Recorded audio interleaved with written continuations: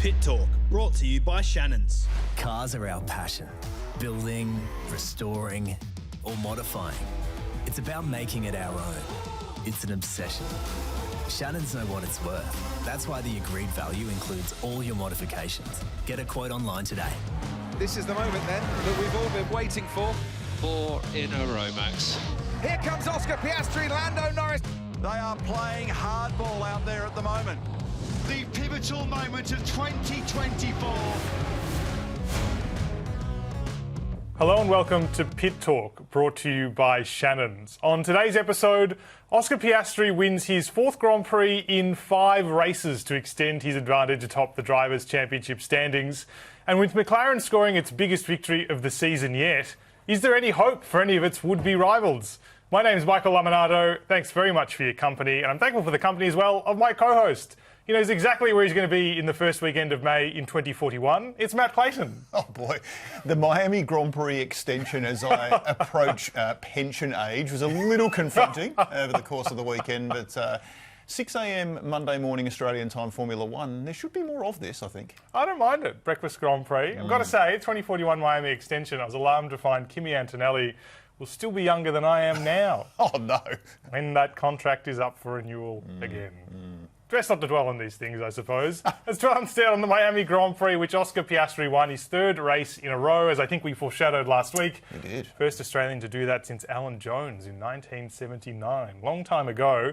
And that's, of course, a reflection not only on his form, but, of course, McLaren's form. And we'll get to the Constructors' Championship picture a little bit later. I want to throw a few more. I like a good stat. You can read these on foxsports.com.au as well. First McLaren driver to win 3 in a row since?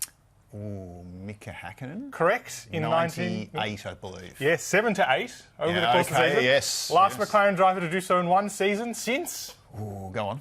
Ayrton Senna in 1991. Wow. Really remarkable things. The lead of 16 points now over Lando Norris. And I actually found myself struggling to describe this win a little bit in terms different to his past few wins because it was pretty cool and controlled. But I guess the difference being that rather than starting on the front row, he was starting from 4th, survived the carnage and still got it done. Well, it's that weird stat about this Grand Prix where it hasn't been won from the front row, which is a strange thing at a circuit where you would expect the races to be pretty perfunctory. But look, it did owe itself to a confluence of circumstances, which I'm sure we'll get into in those opening laps. But one thing I think we can see with Oscar is when there is a chance to win a race, he doesn't apologise for taking it and takes it and doesn't let it go. And this is one of the traits that we've now seen. But 6 Grand Prix wins now, and you put this in the context of recent Australian Formula One history. Daniel Ricciardo won 8 Grand Prix. Yeah. Mark Webber won 9 Grand Prix. Oscar, in a very, very short space of time, has got himself to where he is. And with so many rounds to go this season, and with McLaren clearly, based on Miami being the dominant car, this is not going to be the last time we have this conversation, I don't think. Yeah, the question is how many more in a row he can win, because I've got the stats locked away for 4 and 5 in a row, so don't worry. We won't presage them just yet.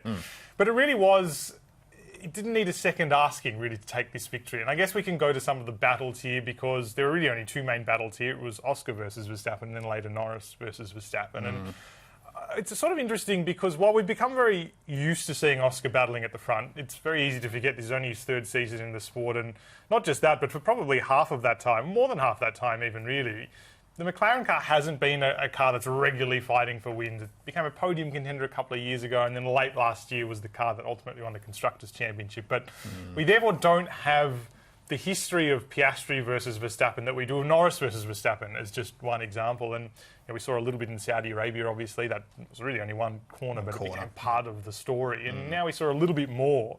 Much longer battle, much more to and fro.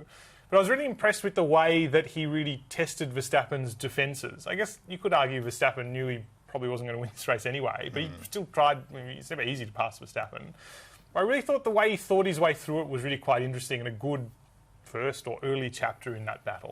What's interesting for me is he doesn't go for half-hearted moves or try to scare someone off the road as you would with perhaps a less experienced driver. Verstappen has a reputation of being possibly the most difficult person to pass in Formula One, other than Esteban Ocon, perhaps, which is another story altogether. But what was interesting for me was that he didn't waste time and energy and tyre life and momentum going for things that weren't quite there.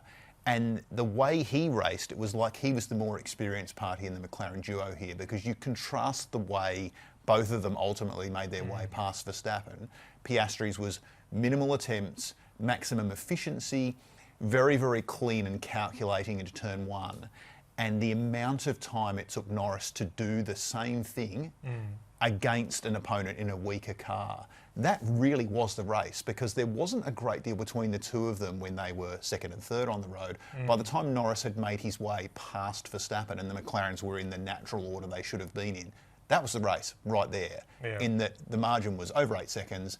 It had been, I think, about 1.7 or 2.1, somewhere around that range. That was the race, and it was Oscar's decisiveness in getting to where that car should be relative to... Look, Norris has got more history with Verstappen and, you know, history in the first corner of the first lap. But maybe it's because this is a new fight that Oscar's having with Verstappen, and the rules of engagement are a little bit more differently. Twice in 2 weeks now, we've seen Piastri come out ahead, technically ahead in air quotes, after Saudi Arabia. Perhaps there's a newness to this rivalry where Oscar's approaching it from a more robust position, where it always feels to me that Norris is kind of on the defensive or apologising almost for putting his car in an attacking position. And I always like to say this, Formula One cars have body language. I know many people won't believe me with this, but they do. When they're being driven by these two people against a rival like Verstappen, and that lap, 11 to 18 range of the race, that was the race. It's also a sign of, I think, things to come in the championship, because one thing we've seen with Oscar is decisive, gets on with it, and Norris is sort of fluffing around a little bit. And whether he was the faster McLaren or not over the remaining 2/3 of the race is a moot point, because Piastri won the race on lap 14. Yeah, I think that's also worth remembering. It's very easy to retrofit different scenarios of this race outcome without acknowledging simply that Oscar did a better job. I mean, it's very rare you get a race where the driver who did the better job overall doesn't win, because it's kind of the point of multiple lap events. Yes. It's not qualifying where someone doesn't get a yellow flag in, so I understand that perspective. But that difference between Piastri and Norris, I think, is worth delving into a little bit. I thought a couple of things were interesting that stood out. One was after the fact, actually, in an interview, I think it was with Sky Sports, but I think there are other interviews as well, where he was asked this question about the difference in approach between him and Piastri battling Verstappen, why it took him a certain number of laps. And he was really quite testy about it, didn't really want to answer one-word answers, really. And there is that element of, people don't always see this, but there's often 10 or 20 TV crews all asking the same question. If that was the last one, he's probably answered this many times, he's had enough of people asking, well, why didn't you do it faster? So I kind of get that, but I think there's still an insight there, because we've already talked to the season up to this point, that psychological difference between these two drivers, and that's where this championship, assuming as it probably will be just between them, is going to be won and lost, because the machinery is equal, they're both very talented, it's going to be in their approaches. This Verstappen difference is really interesting as well, because of all of the drivers, he's going to be the one that pops up most often as a blocking factor, I guess, as a bit of a wild card. And that history between Norris and Verstappen, I think, makes it very interesting, because you're right, it seemed like the way he was battling him underlined the baggage he carries into this championship, because it was going to be a Norris-Verstappen championship, right? That was the preview, and then actually the guy who's leading the championship is already up the road.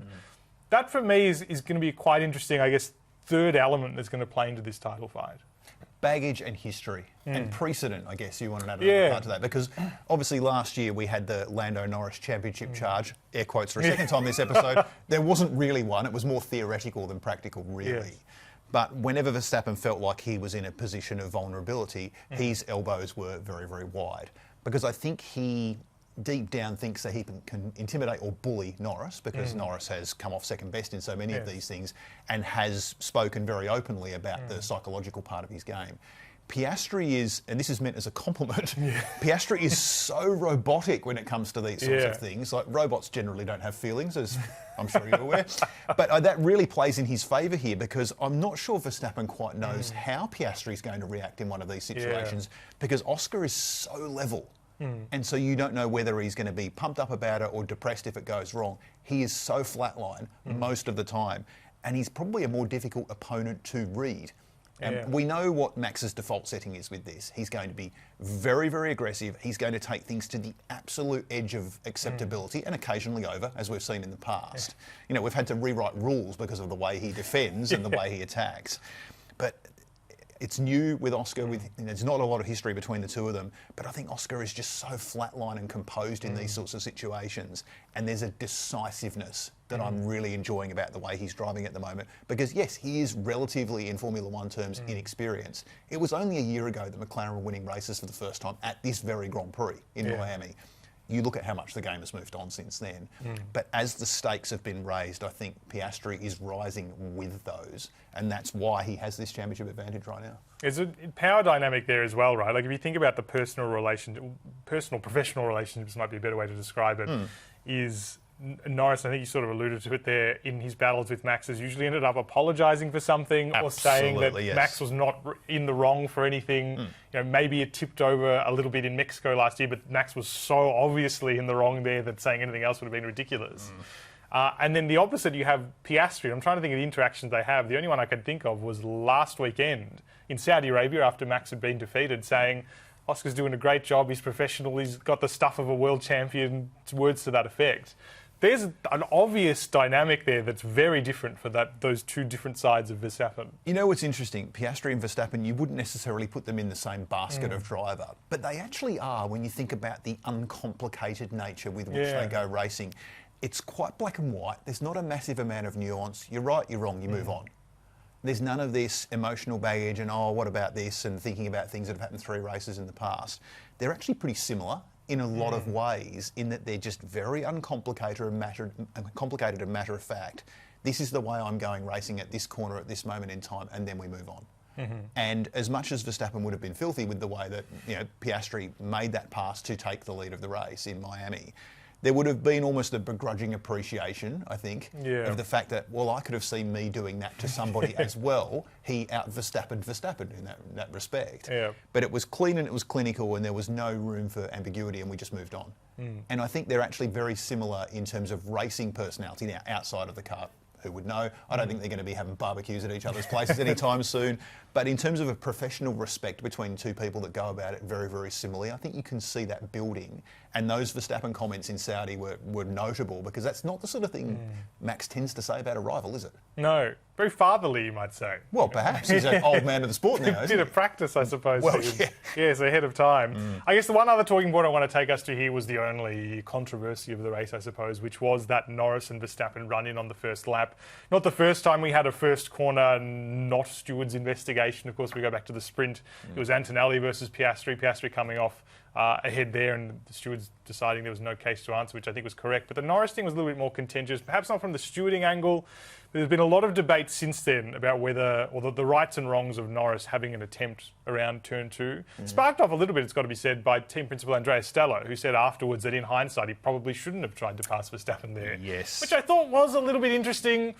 I think we've probably got to remember that Andrea Stella is an engineer, and there's I don't think there's any naivety with him in the media, but I think what he said should just be taken literally, which is, yes, in hindsight, he shouldn't have done it. Numerically. Yes, exactly right. But there has been debate about it. Norris said afterwards he was damned if he did or didn't in terms of the response, and I think that's probably right. He would have had critics either way. What was your take on it? Should he care about the response? No, the response is neither here nor there. But that's my question. Like, should he be factoring in that into a damned if I do, damned if I don't? Should he care about the response? He should be caring about that corner at that moment in time. Interestingly, the similar pass that you mentioned in the sprint, probably a little less hysteria from the commentary than we saw in the Grand Prix. But that's another podcast, isn't it? But I thought it was interesting. The Stella comments, for me, were interesting too, because right now, that McLaren is the fastest car in Formula One, and by a long way. And it took 18 laps for them to get 1-2. What they did in the next 39 until we got to the checkered flag, it's the most dominant 1-2 McLaren's had since 2007. And that was with, thank you. And that was with spending the first 18 laps of the race not in their natural position. So what Andrea Stella says makes complete sense. It's that you've got such a car advantage here. You know you're up against an opponent that is on the first lap of the race where things are, it's not anything goes, but it's not far off a lot of the time. Maybe you should have, bided your time. At the end of the first lap of that race, Lando Norris was 6th, because he'd also been overtaken by Alex Albon later on in that first lap, which was unseen by the TV cameras. So should he have sat there, sat it out for that first lap, knowing that you're probably going to have a car, and certainly a tyre advantage in that weather in Miami, where the McLaren works better in hot conditions? We've seen that. Or, do you let the emotion of a first corner, first lap overtake get in the way of what you probably should be doing in that particular car? That was interesting for me. And again, we're not going to know the answer to this, but how does Oscar Piastri play that? Now, we saw a very, very different set of circumstances in Saudi where Piastri got a fantastic start and Verstappen didn't give the first corner up and cop the penalty for it. Yeah. But given the car advantage they had, a little short-sighted maybe? Yeah, it's actually put to me, sort of made me think today, the question of how the mentality will change once, the championship really starts to boil down. It's a long way away, obviously, and the risk-taking approach. And it really depends on how early, the McLaren drivers want to admit to themselves that it's just between them. But by that same token, there still has to be risk-taking, right? Because it's going to be very close between them. We've got a dichotomy here, right? Like, Lando took risks that were probably a little bit against him in terms of odds. Piastri's risks all seem to be, or he makes them in his favour, I suppose. Yes. And I wonder how that'll play out over time. But 18 more rounds to find out. So indeed. Plenty of time. Let's move on now, though, to Move of the Week, brought to you by Shannon's. To my mind, Matt, with only one Grand Prix, obviously, over the course of the weekend, MotoGP and Supercars coming up this weekend, there was really only one move for this category, and that was the move for the lead from Oscar Piastri on Max Verstappen, for all the reasons we've already talked about, really. It was decisive. It was analytical, I think, the way he approached it. We have a direct comparison with teammate Lando Norris. His was certainly much cleaner. It was faster. It was everything we know about Oscar Piastri and the way he wins races, and it's extended his championship lead. And it was a move down the inside of Max Verstappen, not on the outside, because if you try and pass Max Verstappen on the outside of a corner, there's a fair chance you'll be getting acquainted with a runoff on the outside of said corner. But low-hanging fruit by you, but a good choice. Thank you. I'm going a little left field here, because I like doing this to you. Yes. I'm saying move of the week is probably Ollie Oakes, the Alpine team principal, canning his post-race press availability at the last minute and hightailing it for the jet to go back to Europe. At the same time that stories started to emerge that perhaps Jack Doohan's tenure at Alpine was looking a little shaky. Now, I don't want to link one with the other here, but it's hard not to. If that's the reason he's cancelled the post-race availability, no good. But there's a wider story here, isn't here, with Jack Doohan, because it is looking a little tenuous. Yeah, not for the first time this season, but there are reports, we're recording this on Monday night, from the website The Race, that Alpine's seriously considering removing Jack from the cockpit to replace him with reserve driver Franco Colapinto. Now, if you cast your minds back to the pre-season, there was already a rumour to that effect that it would have been done before the Miami Grand Prix. Obviously, that didn't happen, and Jack's been confident every time I've spoken to him, certainly, and every time he's spoken to the media, that these rumours are just noise, that they're without foundation. He's got the season because that's what's in his contract, and Franco's contract is that he's a reserve driver. So it's not the first time this story's come up, but certainly there are a series of factors here that have alluded to it. There was a rumour on Friday which the team attempted to quash because of a hot mic moment from one of Franco Colapinto's major sponsor, the Argentine oil company, saying that he would be in the car for Imola, which is the next race. The sponsor walked that back and said that's just what they wanted to see. But I think for me, and this is something Oliver Oakes, the team principal, has done all year, is that he only went 90%, 95% of the way of quashing the rumour. He said, yes, it's all noise. And then he used that political language that today Jack is our driver, which is something you never really want to hear. And it does seem a little bit concerning. I mean, there are two ways of looking at it, right? There have been rumours all year and they haven't come true, but this seems like a fresh rumour and a couple of elements that seem to make it add up. 90 to 95% is kind by you. But look, this whole season has been this non-endorsement of a driver that Alpine has poured a lot of money and time into and testing a previous cars program. He was basically set up to stumble from the moment that he got the gig. The last race of last year, let alone the start of this year, it was being spun that, well, it'd be good to get him in the car and get him used to a race weekend, and Esteban Ocon's off to Haas and it's all fine.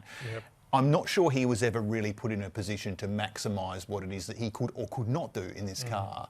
But if you're saying that, Jack is our driver today, if this is a decision that perhaps has been arrived at because of lap one of one race, 6 races into the season, then it surely isn't that. It's surely something that's been decided well beforehand.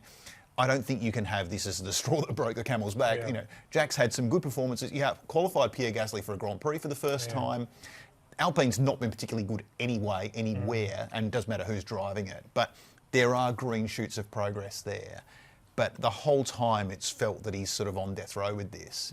And if that's the decision that tips him out, I'm not really sure everyone's being completely honest here, are they? Yeah, I mean, fundamentally, whether or not this rumour is true, the fact that no one's been able to all season, including this weekend, categorically deny it, whether they leave early from the race weekend or not, I think is just kind of ordinary from the team. For a driver, again, like you say, that it's invested a lot of money and it's their junior driver. There is precedent for rookies being dropped early, but Jack has not been anywhere near bad enough to be dropped early. There have been signs, as you say, green shoots, that he's actually doing okay. His one-lap pace is pretty good, certainly from expectations. It would be a pity if that were to come true, but like we said, like Jack will tell you, there have been a lot of rumours this season that haven't come true. In fact, he kind of predicted this. He said, well, now that I'm here in Miami, there's going to be another rumour I'm going to be replaced by the next race. And lo and behold, there has been. But you got that right. There certainly have been reports from reputable sources, and we'll have to wait and see in a fortnight's time for the Emilia-Romagna Grand Prix. But Matt, let's move on, or move backwards to the Miami Grand Prix again, because there is a broader picture here beyond the Drivers' Championship, and that is McLaren's domination of this Grand Prix. It was more than half a minute over the next quickest car, which was George Russell's Mercedes, and he was also, I don't want to use the word fortunate, but look, the VSC at various points ensured he got up to third. I think the gap probably could have been more than that in other circumstances. And it begs the question, we're 6 rounds in, we're at the quarter point of the season. It's as good a point as any to take a little bit of stock before we head into that long European leg of the campaign, which has Canada in it for some reason, about how the season is going in terms of the teams. We expected there to be 4 front-running teams. There kind of are. McLaren's ahead of all of them, though, pretty confidently. This was its biggest winning margin of the season, more than twice as large as its previous one, which was the Bahrain Grand Prix, which Oscar also won. Kind of makes you wonder what the point for the other teams are. I want to go through them really briefly, and then I also want to highlight Ferrari here because they're a story on their own. Max Verstappen took pole. Its own interesting statistic because he's the most successful pole getter of the season so far. He's got 4 from 6, really good over 1 lap, or on the McLaren drive's a bit sketchy over 1 lap. But Red Bull Motorsport advisor Helmut Marko called it depressing and an example of the real speed of the McLaren car. Is that the case for Red Bull Racing? Well, obviously Max has been free to speak his mind so far this year and often has, but where is it, the pole or is it the race performance for you that's more representative? It's not been depressing for one weekend, it's been depressing for 6 rounds. I mean, really, what Max is doing is what the true greats do, in that you are transcending the natural performance of a car. And you can do that over 1 lap, but you can't do it over 305 kilometres. It's not possible. What he's doing on Saturdays at the moment is one of my favourite storylines of the season because it's ridiculous in a lot of respects. That car has no business in terms of quality being at the front of the grid. What Max is doing is outperforming the machinery by a massive, massive extent. So that's a great storyline, but it's also not particularly sustainable in terms of you're always setting yourself up to be disappointed in the Grand Prix because you're doing amazing things. And yes, the McLaren guys have made a couple of mistakes here and there, and we saw that in Japan. That was race defining. That's the reason that Verstappen won that race, because he took a brilliant pole on Saturday and at a circuit where you can't really pass, made no mistakes. And that's the difference. Whereas at other tracks where you can overtake, the McLaren advantage is so great at the moment. But you mentioned Miami. It was the perfect storm of track layout, temperature, no one else really being in the mix to fight for anything. And I think the wide part of this conversation now is, and we've discussed this before on the pod, it's part of this maturity of rule set where there's a lot of teams that have one eye, or perhaps if you're Aston Martin, both eyes and every other body part on 2026 and this massive rule change. The incentive for other teams that are trailing McLaren right now, other than Red Bull, and we'll get to that, to really push on with 2025 at the expense of 26 is basically zero. Red Bull is different here because we suspect there are performance clauses in Max Verstappen's contract that he may be able to wriggle himself out of, so he should, if he wants to do that, if Red Bull aren't in a certain position in Drivers' and Constructors' Championships. They have probably the best driver in Formula One right now. I think Max is driving perhaps better than he's ever driven right now. And he scored 99 of their 108 points by himself. It's crazy. But nobody else is hugely incentivised to push with developing a car. And Williams are an interesting conundrum here, and we'll get to them. So you've got McLaren with 2 drivers in terrific form. They've clearly hit the sweet spot with that car. And you've got a maturity of rule set that the incentive for someone else to invest a lot of time, effort and money, momentum, to try and bridge that gap is dwindling by the week. And so I think we're going to have a really exciting Drivers' Championship, but the Constructors' Championship, let's be honest, that thing's done.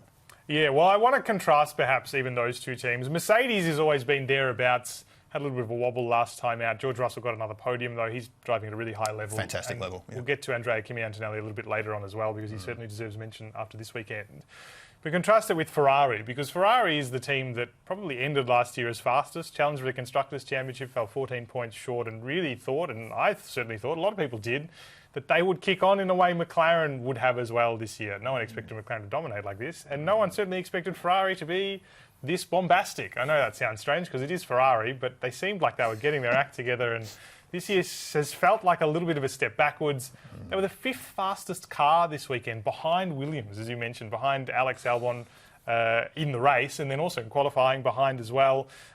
Lewis Hamilton had a particularly poor qualifying in 12th by position, but actually this was one of his closest races to Charles Leclerc in terms of qualifying time after those depressing races in the Middle East and in Japan. Actually has closed the gap, and you could tell from his body language he was much happier this weekend. But the result just wasn't there. Was also marred by totally unnecessary team order debate over radio, where it made 2 team orders, one to swap Lewis Hamilton ahead of Leclerc and then to swap them back, and the result was that neither of them caught Antonelli towards the end of the race. To talk of that question about, surely it's about 2026 now, Ferrari must have or does it have motivation to continue pressing because it's so upsetting the results for Ferrari fans at this point, or is it really just 26 has to be it? Well, I think the good news was that they were so irrelevant in this race that we didn't have to see that god-awful livery that they brought out for Miami too often on TV. So that was good. But look, the good news is that their 2 drivers were only 3 seconds apart at the checkered flag. The bad news is that Leclerc was 57 seconds off the win and Lewis Hamilton was a full minute off the win. So they are just positioned absolutely nowhere at the moment. And so, because it's Ferrari, we expect better. And then just the indecision and the mixed messaging. And Lewis Hamilton had the sarcasm button going on full blast through the Miami Grand Prix. He's like, would you like me to let Carlos Sainz past as well? Like, it was really on good form in that respect. But it's a car that, we discussed this on last week's podcast. I think Charles Leclerc is making that car do things that it probably shouldn't. Lewis Hamilton is getting adjusted to a new team and a new culture and new everything for this season.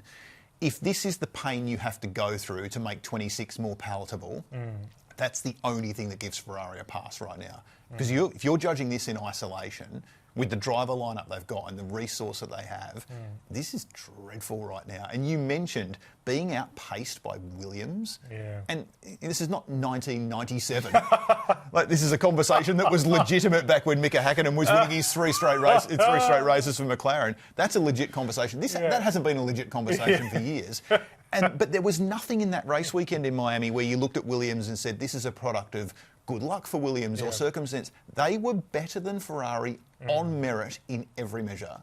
And that's not a sentence that we should be saying in 2025. Yes, Williams, interestingly enough, very much a side narrative to this race, had their own team orders debacle about holding station and an overtake that happened when it shouldn't have. I liked this should have been an overtake. I think Carlos Sainz's attempt to pass Hamilton on the last lap. My goodness. Nearly ploughing him into the wall. I'm shocked they both made it to the checkered flag. It was one of those race weekends where teammates were at each other the whole time. I'm just hoping that you and I can get through this podcast before it all goes a bit pear-shaped. I'm going to kneecap you on the way out of the studio, I think. So you say. Replicate that.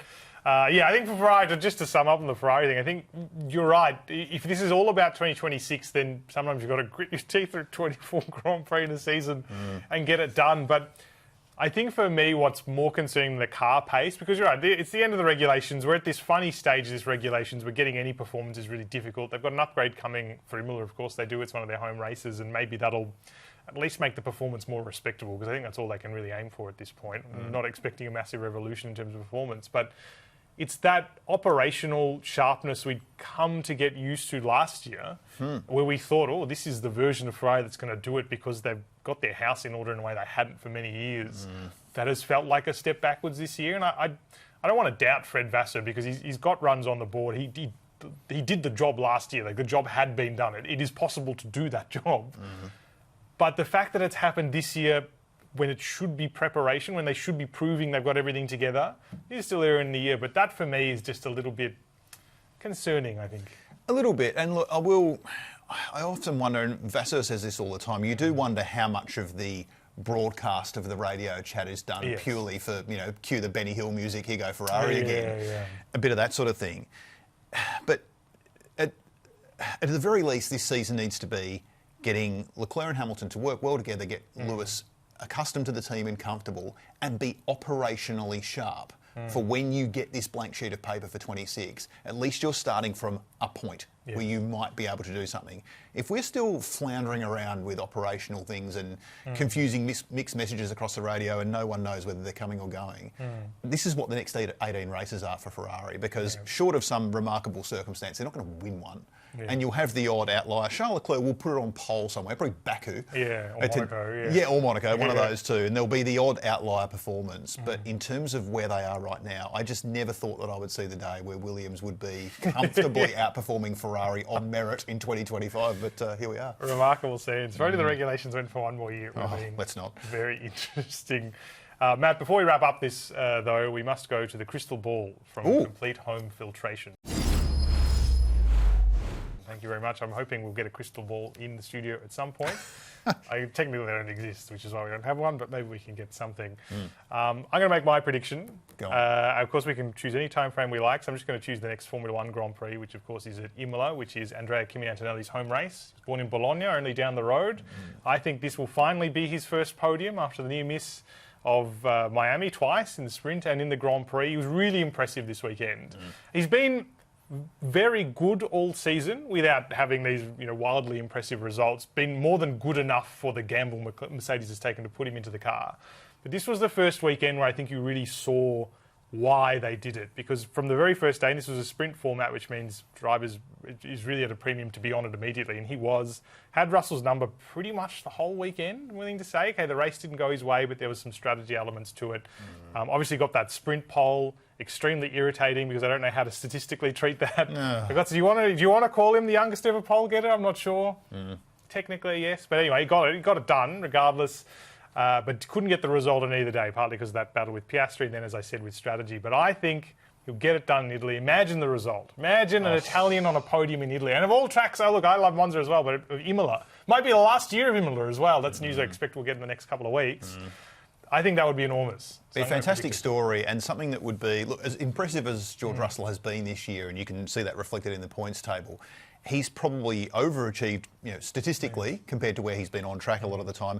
The thing that's so impressive about Antonelli is that none of it looks like it's any trouble. It's all completely unfazed and unbothered, and I'm 18 and this is fine. And it's almost like he expects to be there, but not in an arrogant way. He's just confident that he's got the ability and the machinery to do it. And as you said before, 100% justifies the decision to put him in there. Super bright future, and I do like the crystal ball prediction. It would be a good story, and I'm all for cheering for the narrative, because that's what we do. But crystal ball time. I mentioned before Oscar Piastri 6 Grand Prix wins, Daniel Ricciardo 8, Mark Webber 9. The second most successful Australian driver in the history of Formula One is Alan Jones, 12 Grand Prix wins, although AJ will tell you it's 13. 1980 Spanish Grand Prix. Look it up on Google, kids, if you don't know. My prediction is by the end of this season, Oscar Piastri is going to be the second most successful Australian driver in the history of Formula One. It's a great call. Which means that he needs to win, 7? Well, but he needs to win 7 more Grand Prix with 18 to go in the strongest car in the field in what's looking like a 2-driver championship. So Jack Brabham won 14 Grand Prix. Oh, is that out of the question here? He would need to win 9 of the last 18 races. He would need only to win half of them. Correct. Absolutely in play, I reckon. I think it is in play. I mean, look, there's always... Which is wild to say. But I mean, that also speaks, this is a digression, we've got to wrap up, but to the number of races we've got. Like, we talk about these records historically, you can talk about win percentages, although I would believe in win percentages, he must also be up there, being in only his 3rd campaign. But the fact you could completely overrun the win record of a historically iconic driver in one season. Yes, okay, this season has more races than about 3 of Sir Jack's. Probably his whole career. Yeah, just about. But that's absolutely in play. It's in play, 100%. It's wild to say. It is. I'd be... It's your crystal ball. I'd be surprised if he didn't surpass Alan Jones, or get to Alan Jones' record. 7 wins seems absolutely achievable. It's less than half. Like you say, in a car that should by rights win every Grand Prix for the rest of the year, maybe you throw Monaco in as an outlier and maybe Baku or whatever. it seems like it should be possible. Well, he's had 4 in about 8 weeks, so he's Yeah, tracking exactly. quite Well, at this nicely. rate, he would comfortably become the most successful mate. Could win 3 championships this year. Who knows? On that note, that's all the time we have for Pit Talk. You can subscribe to Pit Talk wherever you get your favourite podcasts. You can leave us a rating and a review as well. This weekend in Supercars, it's the Tasmania Super 440 at Symmons Plains. And then, of course, in MotoGP, it's the French Motorcycle Grand Prix at Le Mans. A very big weekend of motorsport, but a weekend off for Formula One. You can keep up to date, though, with all the latest in Formula One, as well as Supercars and MotoGP at foxsports.com.au. From Matt Clayton and me, Michael Lamonato, thanks very much for your company, and we'll catch you next week.